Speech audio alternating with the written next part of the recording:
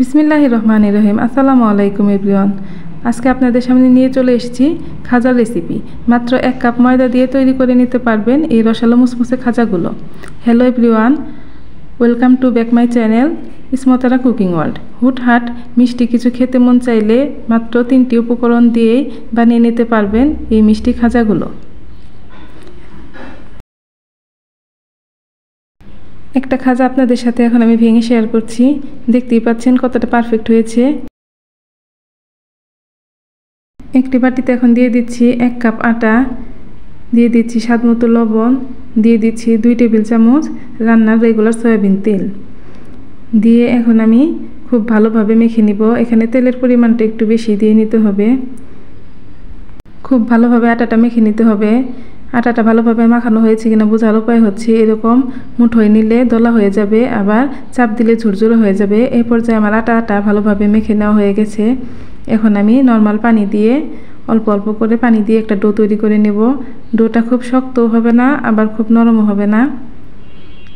একটা perfect do তৈরি করে নিতে হবে।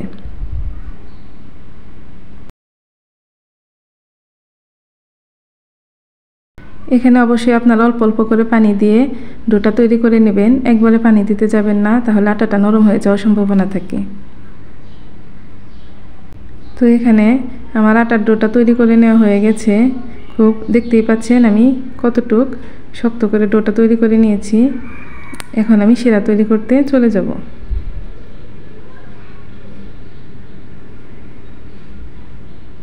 শিরা তৈরির জন্য এখানে একটা প্যান বসিয়ে দিয়েছি। দিয়ে দিলাম 1 কাপ চিনি, দিয়ে দিচ্ছি 1 কাপ পানি। পানিটা দিয়ে এখন আমি একটু নেড়ে নিব। এখানে একটা বলক উঠে এসছে। এখন আমি দিয়ে দিচ্ছি একটা এলাচ, মুখ ফাটিয়ে নিয়ে একটা এলাচ দিয়ে দিলাম একটা সুঘ্রাণের জন্য। এই 2 মিনিটের মতো জাল করে নেওয়ার পর দেখতেই পাচ্ছেন শিরাটা এখানে ফুটতে শুরু করেছে। আর কিছুক্ষণ জাল করে নিব। তো আমার খাঁচার জন্য যে শিরাটা এখানে তৈরি হয়ে গেছে, এখন আমি একটু চেক করে নিচ্ছি। দেখতেই পাচ্ছেন এরকম একতার হলেই, একটু চিটচিটে হলেই আমরা শিরাটা নামিয়ে নেব। এর চেয়ে বেশি জাল করলে কিন্তু শিরাটা বেশি ঘন হয়ে যাবে। তাই চুলাটা বন্ধ করে শিরাটা এখন আমি ঢেকে রাখছি। এখানে আমি আটার থেকে ছোট ছোট লেচি কেটে নিচ্ছি, এতে করে সবগুলো খাঁচা এক সমান হবে।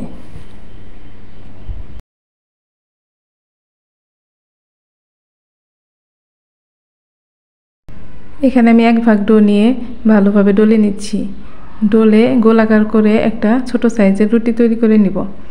রুটিটা মোটা করা যাবে না, রুটিটা পাতলা করে বেলে নিতে হবে। এখানে আমি বেলে নিচ্ছি।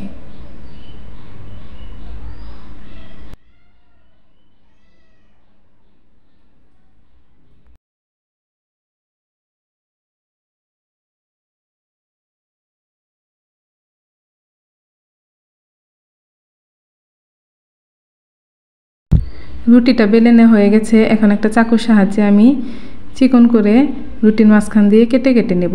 2 সাইডে কিন্তু একদম কেটে নেওয়া যাবে না, 2 সাইডে একটু আটকানো থাকবে। আর মাঝখানের অংশটা আমি চিকন চিকন করে কেটে নিব।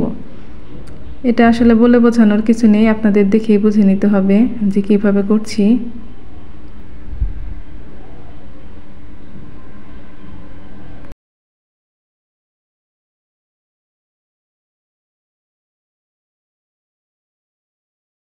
তো সম্পূর্ণ রুটিটা এখানে কেটে নেওয়া হয়ে গেছে। এখন আমি খাজার শেপ দিয়ে নিব।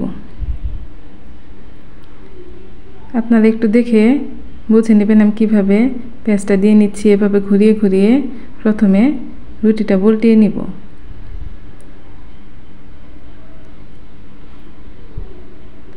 দুই সাইডে ভালোভাবে চাপ দিয়ে ঘুরিয়ে নিব। ঘুরিয়ে নিয়ে এই পাশটা একটু চেপে চেপে মুখের সামনে যে বাড়তি ওই অংশ আটাটুকু আছে, ওই আটাটা আমি এরকম করে ছিঁড়ে নিয়ে চাপ দিয়ে দিব।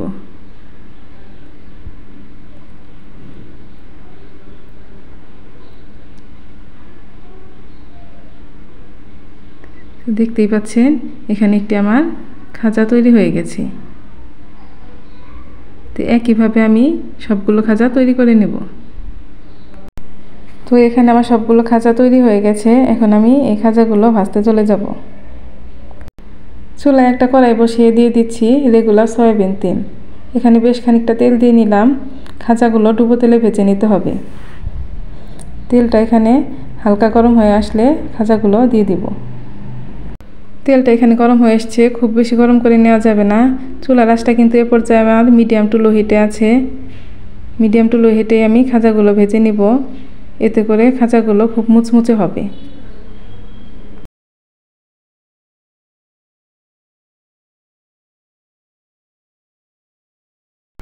খাজাটা একটু শক্ত হয়ে আসলে একটা খুন্তি দিয়ে ভালোভাবে একটু ঝেঁকে ঝেঁকে ভেজে নেব, যাতে করে লেয়ারগুলো একটু খুলে খুলে যায়।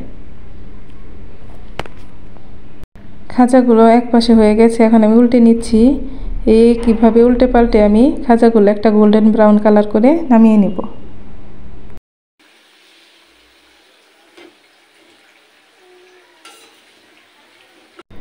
এখানে খাজাগুলো ভাজা হয়ে গেছে, এখন আমি একটা ছাঁকনির সাহায্যে তেল ঝরিয়ে উঠিয়ে নিচ্ছি।